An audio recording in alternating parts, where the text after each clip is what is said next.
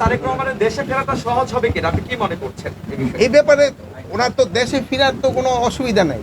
উনি যেই কোনো সময় ইচ্ছা, উনি বাংলাদেশের নাগরিক, যে কোনো সময় ইচ্ছা উনি দেশে ফিরতে পারবেন। ওনারা যেই সময় উনি নিজেরে যেই সময় উনি মনে করবেন উনি সেই সময় দেশে ফিরবেন। এরা ওই খণ্ডিত রিপোর্টের উপরে একটা মিথ্যা রিপোর্ট প্রচার করে।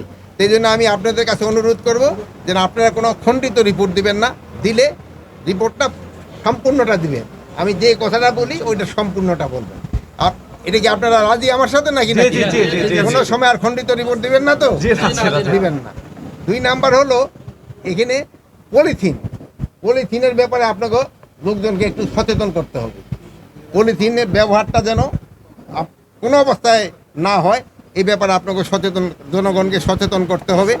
আর 3 নাম্বারে যে আপনাকে কাছে আমি মাছ বিতরণ করলাম, ভাইয়ের আবার অনেকে পকেটে রেখে দিছে, এটা পকেটে না, এটা নাকে রাখতে হবে, বুঝতে, নাক মুখে।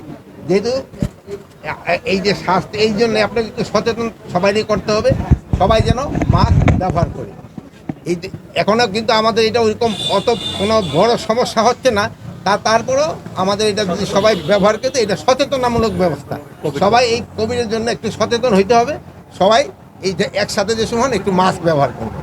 এখন আপনাকে যদি কোনো প্রশ্ন থাকে, এই আপনাকে অনুরোধ হলো এই রিপোর্টটা, এইটা মাস্ক ব্যবহারটার সম্বন্ধে বলবেন। 2 নাম্বার হলো খণ্ডিত রিপোর্টের ব্যাপারে বলবেন। আর 3 নাম্বার পলিথিনের ব্যাপারে বলবেন।